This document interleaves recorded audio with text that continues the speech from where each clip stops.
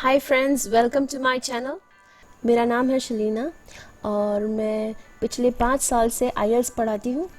और मैंने नोटिस किया है कि ज़्यादातर स्टूडेंट्स को रीडिंग में प्रॉब्लम होती है और मोस्टली स्टूडेंट्स को रीडिंग के अंदर ट्रू फॉल्स नॉट गिवन के अंदर डाउट्स होते हैं। आज मैं आपको ऐसी टेक्निक सिखाऊंगी जिससे आपकी सारी जो क्वेरीज है वो ख़त्म हो जाएगी और ट्रू फॉल्स नॉट गिवन और येस नो नॉट गिवन बिल्कुल आपको आसानी से आ जाएंगे। ठीक है, तो शुरुआत करते हैं। So let's read the first tip. Ignore anything you already know about the topic and don't make assumptions based your answer on the text only. तो पहले से अगर हमें कोई चीज़ के बारे में अगर पता है तो हम उसको इग्नोर करेंगे। हमें सिर्फ जो पैसेज में दिया हुआ है हमें सिर्फ उसी के अंदर से आंसर फाइंड आउट करके हमें डिसाइड करना है कि वेदर स्टेटमेंट येस है या ट्रू है, फॉल्स है या नॉट गिवन है। ठीक है, सो हमें हमारे नॉलेज के ऊपर हमें कुछ भी नहीं अज्यूम नहीं करना। हमें सिर्फ यहाँ से उठा के जो भी स्टेटमेंट है उसके बेसिस पे हमें डिसाइड करना है कि स्टेटमेंट ट्रू है, फॉल्स है या नॉट गिवन है। Next is identify any words that qualify the statement. For example some, all, mainly, often, always and occasionally. इसको बोलते हैं क्वालिफाइंग वर्ड्स।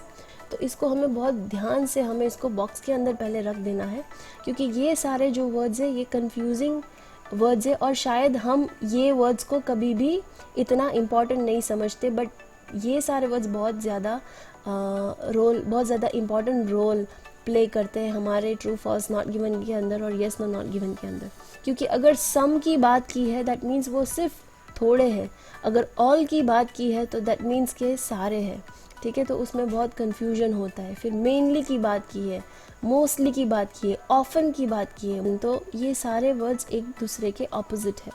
ठीक है, ये सारे सेम नहीं है, तो इसको हमें थोड़ा केयरफुल रह के इसको डील करना है। These words are there to test if you have read the whole statement because they can change the meaning. Okay, ये सारी चीज़ें चेंज कर देती है। जैसे अगर कोई चीज़ में दिया हुआ है कि all the people went to the wedding, okay, that means सारे लोग वेडिंग में गए हैं। और दूसरी स्टेटमेंट में दिया हुआ है कि not all, that means all के आगे हमें not दिया हुआ है, या तो some people went to the wedding, तो वो दोनों opposite हो जाते हैं। This can be one of the good example. So Coca-Cola has always made its drinks in the US has a different meaning from Coca-Cola has mainly made its drinks in the US. So Coca-Cola always has made its drinks in the US, मतलब कि Coca-Cola ने हमेशा अपनी drinks US में बनाई हुई है।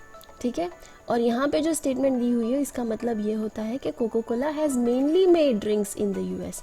इसका मतलब ये हुआ कि कोकोकोला ने ज़्यादातर ड्रिंक्स यूएस में बनाई है।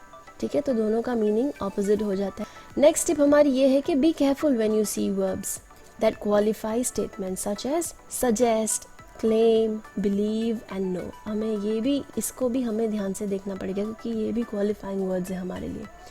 अगर हम एग्जाम्पल देखेंगे तो the man claimed he was a British citizen. तो मैन ने क्लेम किया कि वो एक ब्रिटिश सिटीज़न है। और यहाँ पे स्टेटमेंट है कि the man is a British citizen. यहाँ पे ये स्टेटमेंट गिवन है कि ये आदमी ब्रिटिश सिटीज़न है। यहाँ पे एक आदमी क्लेम कर रहा है कि मैं ब्रिटिश सिटीज़न हूँ। यहाँ पे एक ट्रू स्टेटमेंट गिवन है कि हाँ वो एक ब्रिटिश सिटीज़न है। तो ये दोनों एक दूसरे के ऑपोजिट हो जाते हैं। ठीक है, so they both have different meaning. Next tip हमारी ये है कि there will be at least one of all 3 answers. Okay, तो अगर हमारे क्वेश्चंस अगर हम जब सॉल्व कर रहे हैं तो हमें सारे ट्रू मिल गए या सारे फॉल्स मिल गए और हमें एक भी नॉट गिवन नहीं मिला, दैट मीन्स हमने कहीं पे मिस्टेक की हुई है। ओके, क्योंकि एटलीस्ट एक आंसर नॉट गिवन का होगा, एटलीस्ट एक आंसर ट्रू का होगा और एटलीस्ट एक आंसर फॉल्स का होगा। नेक्स्ट हमारा ये टिप है कि don't skim and scan the text to find the final answer. Okay, true false not given के अंदर हमें ये पता है कि हम जब स्कैनिंग करते हैं, स्किमिंग करते हैं, तो हम ऊपर ऊपर से देखते हैं।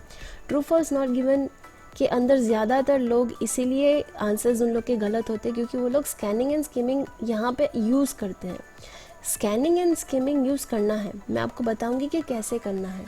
अगर स्कैनिंग एंड स्किमिंग से अगर हमने डिसाइड कर लिया कि ये आंसर ट्रू है, दैट मीन्स हमारा आंसर 100% फॉल्स है। You will have to read the appropriate part of the text very carefully in order to understand what the author means. The next tip is don't look for words that exactly match those in the statements. You should also look for synonyms. Remember that you are matching meanings, not words. इसका मतलब ये हुआ कि हम same to same word को match नहीं कर रहे हैं, हमें देखना है कि कोई सिनोनिम दिया हुआ है। सिनोनिम का मतलब ये होता है कि अगर उसके जैसा कोई दूसरा वर्ड दिया हुआ है, ठीक है, तो हमें उसको भी देखना है और सिनोनिम को भी मैच करना है, सिनोनिम को भी देखना है। If you can't find the information you are looking for then it is probably not given. So in few cases अगर हमें इंफॉर्मेशन नहीं दिख रही है, हमें नहीं नज़र आ रहा है, तो उसको हम सेफली नॉट गिवन लिख सकते हैं। Okay, we don't have to waste time, हमें टाइम वेस्ट बिल्कुल भी नहीं करना उसको ढूंढने के लिए। Next is if you have no idea what the answer is, put not given. अगर आपको कुछ नहीं पता कि आंसर क्या हो सकता है, नहीं दिख रहा है, नहीं नज़र आ रहा है, तो उसको सेफली हम लोग नॉट गिवन लिख सकते हैं। You probably have no idea because the answer is not there.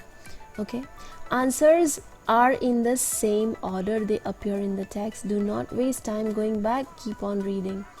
जो हमारे आंसर्स है वो प्रोग्रेसिव ऑर्डर में आएंगे, जैसे कि पहला वाला पहले आएगा, से हमारे पास यहाँ पे 7 क्वेश्चंस है, ठीक है, तो फर्स्ट वन हमारा पहले आएगा, उसके बाद ही हमारा सेकंड वन आएगा, उसके बाद ही हमारा थर्ड वन आएगा। ऐसा नहीं होगा कि फर्स्ट पहले हमारा थर्ड आएगा फिर हमारा फर्स्ट और सेकंड, ऐसा जंबल यहाँ पे नहीं होता। हमारे सारे जो ट्रू फॉल्स नॉट गिवन के आंसर है वो सीक्वेंस में आते हैं।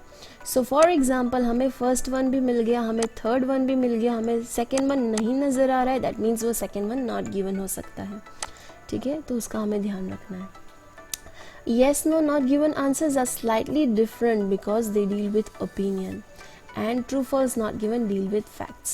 तो yes no not given और true false not given में ज़्यादा कोई डिफरेंस नहीं है, but yes no not given जो होता है वो राइटर के ओपिनियन पे बेस्ड होता है और true false not given वो फैक्ट्स के ऊपर बेस्ड होता है, जो स्टेटमेंट्स गिवन होती है उसके ऊपर बेस्ड होता है। जो येस नो नॉट गिवन वाला जो होता है उसके अंदर थोड़ा सा ज़्यादा हमें रीड करके थोड़ा ज़्यादा अंडरस्टैंड करना पड़ता है, क्योंकि उसको राइटर के ओपिनियन के तौर पे हमें उसको अंडरस्टैंड करना पड़ता है। आई होप कि आज की मेरी ये वीडियो आपको पसंद आई हो। अगर आपको पसंद आई है प्लीज़ मुझे कमेंट सेक्शन में लिख के भेजिए। इसके अलावा अगर आपको किसी और चीज़ के अंदर डिफ़िकल्टी है तो प्लीज़ मुझे बताइए, ताकि हम लोग उसको भी सॉल्व करने की कोशिश करेंगे। प्लीज़ मेरी वीडियो को लाइक करें, शेयर करें और अगर पसंद आ रही है तो प्लीज़ चैनल को सब्सक्राइब करें। Thank you very much, have a good day. Perfect harmony.